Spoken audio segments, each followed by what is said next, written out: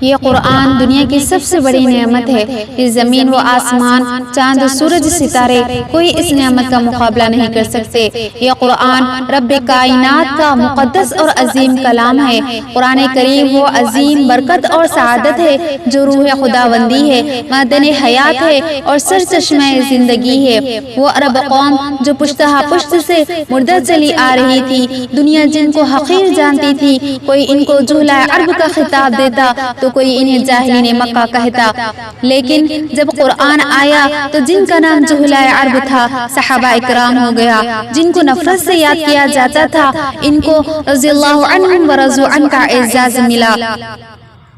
جس زمانے کا نام جاہلیت تھا اس کا نام خیر القرون ہو گیا۔ وہ مردہ قوم جو کروٹ نہیں لے سکتی تھی طاقت و قوت سے ایسی لیس ہو گئی کہ جس نے قیصر و کسریٰ کا غرور خاک میں ملا دیا، بڑی بڑی سلطنتوں اور حکومتوں کا تختہ الٹ دیا۔ قرآن آیا تو سب کچھ ملا، لیکن افسوس سخت افسوس کہ ہم نے قرآن کے دامن مقدس کو ترک کر دیا، ہم نے اس کی پاکیزہ تعلیمات کو بھلا دیا۔ نتیجہ یہ ہوا کہ وہ مسلم قوم جس کے سر پر عزت و رفعت کا تاج تھا ذلت و رسوائی کے غار میں جا گئی۔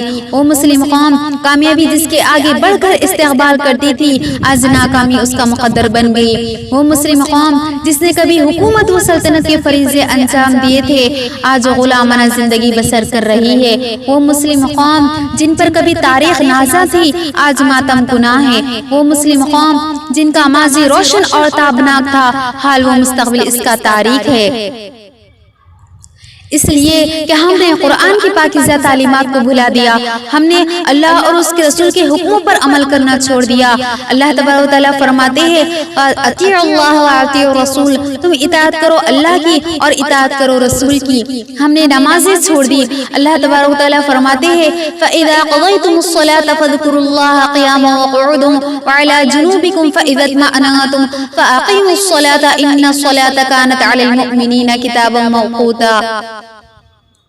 اللہ تبارک و تعالیٰ فرماتے ہیں یا ایھا الذین آمنوا استعینوا بالصبر والصلاۃ، اے لوگو جو ایمان لائے تم مدد طلب کرو صبر اور نماز کے ذریعے۔ اور اللہ کے رسول صلی اللہ علیہ وسلم نے فرمایا جعلت قرۃ اعینی والصلاۃ، میری آنکھوں کی ٹھنڈک نماز ہے، اس کے باوجود ہم نماز نہیں پڑھتے۔ اللہ تبارک و تعالیٰ فرماتے ہیں کہ جنتی جنت میں اور جہنمی جہنم میں اب آپس میں باتیں کریں گے، فی جنت یتساءلون عن المجرمین، کہ اہل جنت اہل جہنم سے پوچھیں گے کہ ما سلککم فی سقر، تم کیوں جہنم میں آ گئے، تم کیوں جنت میں نہیں آئے۔ دیکھو تو جنت میں کیسی کیسی نعمتیں ہیں، تم بھی تو دنیا میں لا الہ الا اللہ محمد رسول اللہ کہنے والے تھے۔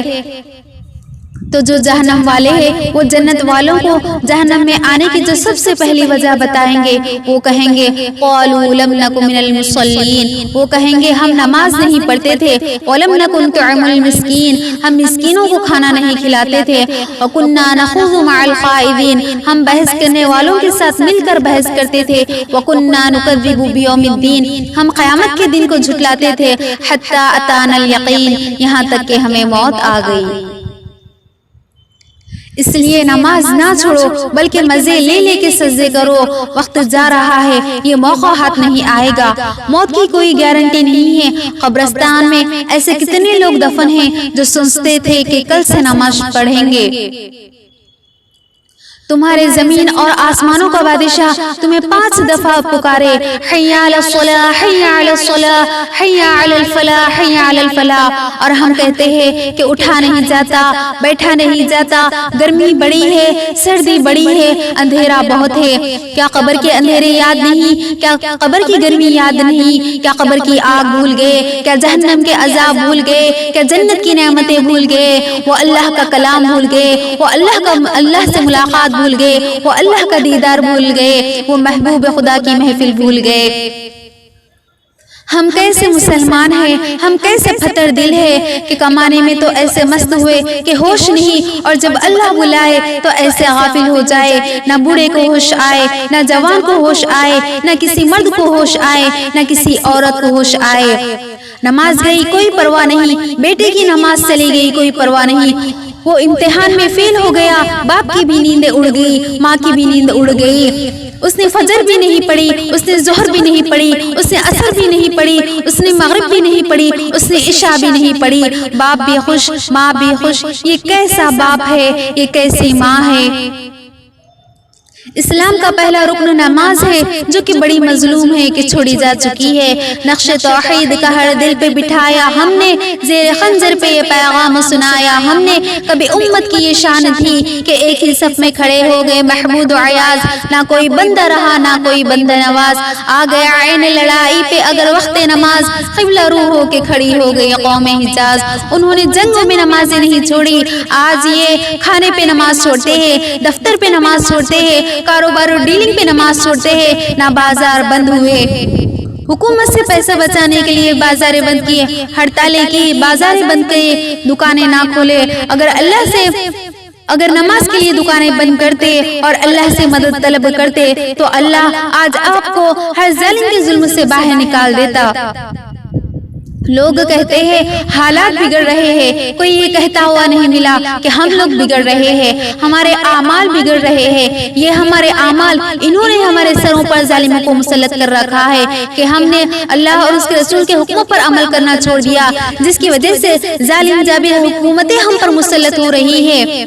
ہمیں کرسیوں سے اتار دیا گیا اور جو ہے حاکم سے محکوم کی زندگی جینے پر مجبور کر دیے گئے۔ اگر دنیا کے تمام مسلمان اللہ اور اس کے رسول کے حکموں پر عمل کرتے تو آج اسلامی حکومت ہوتی۔ آج ہم تمام مسلمانوں کو دانش مندی، درد مندی و ایمانداری سے فکر کرنا ہوگا اور اس بات کا اقرار بھی کرنا ہوگا کہ ہمارے اعمال ہماری رسوائی و بربادی کا سبب بن رہے ہیں۔ ایسا محسوس ہوتا ہے کہ ہم دامن رحمت کے حصار میں بلکہ بہت دور ہے، جس کے سبب باطل ہم پر نت نئے مظالم ڈھا رہے ہیں کہ کبھی ہماری شریعت میں مداخلت ہوتی ہے تو کبھی ہماری حجاب پر آواز اٹھائی جاتی ہے، کبھی ہماری آذان لاؤڈ اسپیکر پر آواز اٹھائی جاتی ہے تو کبھی ہماری مسجد ہم سے لے لیے جاتے ہیں تو کبھی ہماری مسجد ڈھائی جاتی ہے۔ جب ہمارے مسلمان نماز نہیں پڑھیں گے تو ہماری عبادت گاہیں، ہماری مسجدیں تو ویران تو ہوگی ہی، دوسرے لوگ تو قبضہ کریں گے ہی، کیونکہ ہم نے ہی انہیں موقع دیا ہماری عبادت گاہیں، ہماری مسجدیں ویران کر کے۔ اگر آج ہم تمام مسلمان اپنے اصول زندگی میں اللہ اور اس کے رسول کے حکموں پر عمل کریں گے اور اسلام کی ہدایت و حکایت کو اپنائیں گے اور اسلامی شریعت پر قائم و دائم ہو جائیں گے تو آج بھی رب العالمین، خدا کی قسم آج بھی رب العالمین ہمارا دبدبا نہ صرف ہند میں بلکہ سارے عالم میں قائم کرتا ہوا، ہمیں مدد و نصرت الہی سے سرفراز کرتا ہوا ہمیں سرخ روئی عطا کرے گا، کھویا وقار بحال ہوگا اور اسلام کا آفتاب روشن ہوگا۔ اللہ سے دعا ہے کہ اللہ تعالی ہم تمام کو نماز قائم کرنے والا، اللہ اور اس کے رسول کے حکموں پر عمل کرنے کی توفیق عطا فرمائے۔ آمین ثم آمین۔ وآخر دعوانا الحمدللہ رب العالمین۔